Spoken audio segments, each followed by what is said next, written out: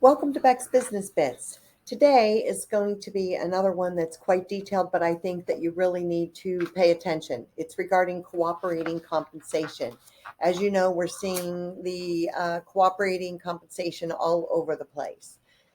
It's either an amount or it's a percentage, and I've seen some pretty low ones. Anyways, here's a little skit that they give you. Dear Joey, how does cooperating compensation work? Dear Joey, I recently encountered a buyer's agent who refused to show my listing unless I increased the offer of cooperating compensation. I was told to tell my seller to raise the compensation. Curious one. Dear Curious One, we've been seeing your question more frequently in this historic market.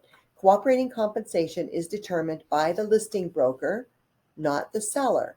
However, the seller has the right to know what the compensation will be for a cooperating broker before entering a listing contract.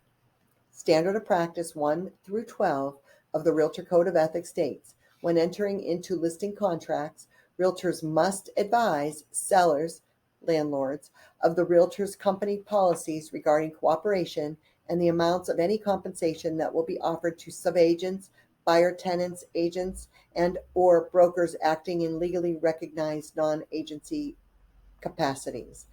The MLS requires the offer of compensation to be entered into the MLS either as a dollar amount or a percentage of overall compensation, which we've discussed in a previous Beck's Business Bit, that the only thing you see in the MLS is what the cooperating compensation will be to the agent who brings the buyer to the listing.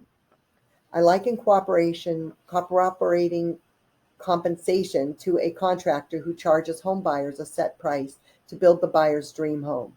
The sale price includes the contractor's profit margins, expenses, and the cost of bringing in tradesmen to do the electrical, plumbing, and carpentry. The same goes for cooperating compensation. The amount offered in cooperation to sell the listing broker's listing, which is paid through the proceeds of the sale. And at the conclusion of the transaction, the listing broker pays the cooperating broker for being the procuring cause. It's unethical for an agent to deliberately refuse to show a property based on cooperating compensation. This could potentially be a violation of Article 1 of the Code of Ethics, which says, when representing a buyer, seller, landlord, tenant, or other client as an agent, realtors pledge to promote and protect the best interest of their client. With that said, realtors are obligated to treat all parties in a transaction honestly. So if I am working with a buyer and I conveniently fail to inform my buyer that I have found a property that checks the boxes on the buyer's wish list, have I been honest? It boils down to self-dealing, plain and simple. If you want to make more money and you don't want to spend time on a listing because it doesn't pay enough, refer the buyer to another brokerage or collect a referral fee.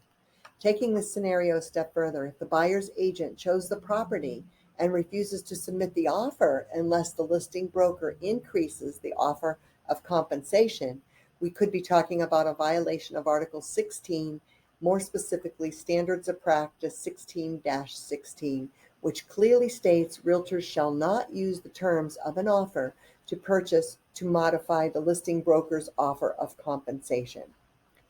To sum up, it's important to reiterate that ultimately the listing broker negotiates their compensation with the seller and then offers part of that as the cooperating compensation to the agent who brings the buyer. The cooperating compensation can be more, it can be less.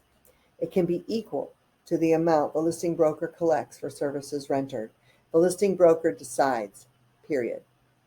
We want what's best for our business and clients. It's important to remember, regardless of which side of the transaction you work, you can cooperate and get the job done. It is a win-win for everyone.